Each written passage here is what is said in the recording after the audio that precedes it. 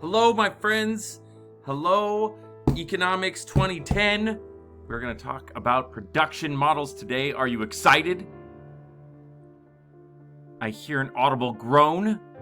Okay, that's fine. That's fine. We're going to talk about production models. I'm going to try to make this as interesting as possible, but it's production models, So here we are. I'm going to add ice cream into the mix. I think that might make things somewhat understandable. We'll see where it goes. Okay, so where to start? Okay, so the first thing we have to figure out with production models is, producers, right? They have these decisions to make. How much ice cream are they going to make? What amount of ice cream is profitable? And exactly what is profit in economics? Okay, so we might think that profit is making money in economics, but when we talk about economic profit, the best economic profit you can have is zero. Yeah, zero. You want to stay alive. You want to continue this company because you're the producer, right? And you're producing ice cream, and you want to be able to produce ice cream. You want your children to be able to produce this ice cream. You want to hand this company off. So instead of thinking of profit in terms of money that you put in your bank, a lot of times in economics, we think of economic profit as being zero, because we take any profit that we make, the money that we make, and we throw it back into the business, right? Because we want to stay alive.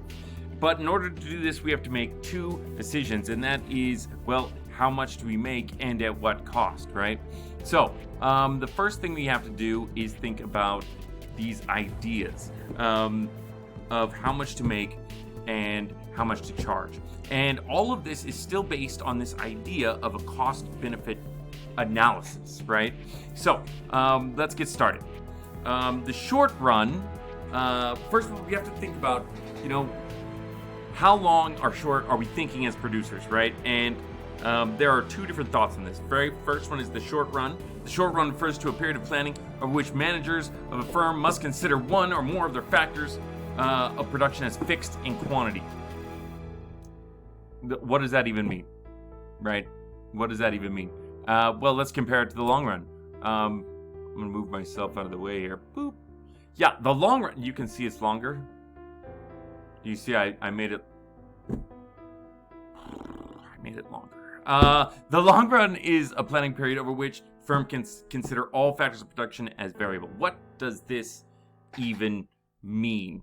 Good question. In order to answer that question, what we're going to think about is things like this. All right, first of all, let's think about what a fixed versus variable factor of production is, right? Okay, so a fixed factor of production, this is often sunk costs like capital. This includes things like land, buildings, factories. Look at this factory right here, making nice little ice creams. This must have cost a lot of money. It's not like you can just change this. You've already put a lot of money into this, and you can't change it. Look at that thing. It must have cost, thousands and thousands of dollars. But there are things like variable factors of production. Variable factors of production often include things like labor, right? When we think of labor, we think about number of employees, the number of hours they work, or what about the resources involved, right? We're thinking about the amount of milk, the amount of sugar, the amount of chocolate you might use, the amount of strawberries. I am a fan of strawberry ice cream.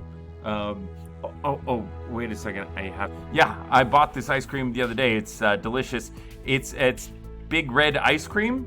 Yeah, it's ice cream based on Big Red soda. I know you guys might have never tried Big Red soda. It doesn't really exist in Utah, but it's absolutely freaking delicious.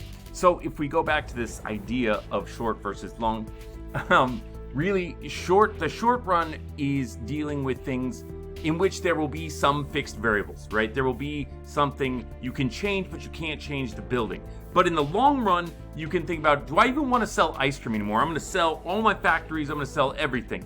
So, but we'll get to more of what the long run entails in a little bit. So if we're thinking as an ice cream firm, an ice cream production company, we're thinking in the short run, right? Because we're trying to keep our business alive. We're trying to keep our business going for the next month, the month after that, maybe even year, right? So the short run doesn't really have a fixed set of time, as long as you think about it in terms of, if you're talking about you still have fixed assets like a production, like a factory, right? Okay, so I'm the production of ice cream. How much ice cream do I want to make? In order to determine how much ice cream I want to make, I have to first think about the law of diminishing returns, okay? The law of diminishing returns. It's kind of an interesting concept. I want to help you understand it real fast, because I think it's one of the most important things that you can do, one of the most important things you can understand in economics, okay? First of all, I have a company. I hire these two guys. Look at these two very happy guys. They're just a happy guys. They're working in my ice cream factory. Okay, so now they're working, and guess what? I am starting to see, with two people, my returns are coming up. Look at that. My returns are getting better. So I'm thinking like, hey, you know what I should do? I should add a few more workers. I'm gonna add a couple more workers. Let's see what happens. Look at this. Now I have like 6, 7 people. Well, it's probably more than 6 or 7 people, but I'm adding more people, right? Because I know that if I add more people, I'm gonna get more returns. And look, I'm starting to get more people. More people is giving me more returns. But something, you can see over here in this graph, something is bad. Something is bad, because what happens if I add even more people? What if I add all of these people to my factory? What happens when I add all of these people to my factory? Things are going to go bad. People are not going to be able to work the machines. People are going to be bumping into each other. It's going to be jostling. It's madness. It's madness in the company. And guess what? I start to get negative marginal returns. So this is a very interesting and easy concept in economics to understand, that a little bit of something is good, a little bit more is better, but if you start to add too much, you start to fail. Your businesses start to fail. You might think about it even like as a farmer would, right? Okay, so you have one person hoeing the fields and then harvesting the corn, sure. And then if you add another worker, you get better productivity. You add another worker, you get better productivity. And this goes on until what happens when you have literally 300 workers and they're all just bumping in, they're smashing on the plants, nobody's doing anything, some of them are just being lazy. So yes, there is this idea of a perfect amount of people that can work, and this is called the law of diminishing returns. I already know what you're thinking. You're thinking, Wes, what about costs? Okay, sure. Like production, you want to make more ice cream. What happens with your costs? Well, costs also have diminishing properties, guys. Okay, this graph kind of illustrates everything I want to explain to you about diminishing properties and costs, right? Okay, and this is also in your book. So, I mean, you can read about it too, but I'm going to try to explain it to you in pretty easy sense here, okay? So you see two curves here. Here's the variable cost curve and here's the total cost curve, right? You can see that the total cost curve always stays $200. They're saying the plant or the factory costs $200, right? Okay, so the factory costs $200. It will always be $200 above the variable cost, right? Which is cool. So we can see, if we just look at the total cost curve, there are changes between each amount of ice cream that we make, and these changes are recorded as marginal cost, right? Now, what do we want to do as a factory? We are looking for the lowest marginal cost, right? We want to produce at the lowest marginal cost. So, if we look here, I have a combined graph. Check this out. Okay, so if we take these slopes, we call these slopes, but we can call them marginal costs. Like the difference between this and this is the difference of the marginal cost, and we map that out, right? We know that this difference is 100, so we start here, and then we know this difference is 63, so we put that here, and then we can do this all along this curve, and we get this amazing marginal cost curve right here, right? And so where do we want to produce? How much ice cream do we want to produce per day? Well, it looks like the lowest marginal cost is somewhere between 6 and 7. So if we produce somewhere between 6 and 7, let's call them gajillion cases of ice cream a day, we are going to be at our lowest marginal cost. That's where we want to produce ice cream in this kind of cost curve. So again, here we are. And you're asking me, Wes, what about the long run, bro? And I'm like, okay, yeah, you're right. Okay, we need to talk about the long run, but not very much, okay? Because there is some... Okay, so economists have this thing, right? How much should you care about the long run?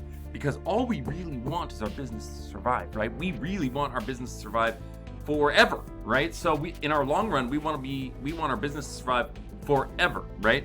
But here's the thing. There was this absolutely famous economist. His name was John Maynard Keynes. And what he said was, in the long run, we're all dead.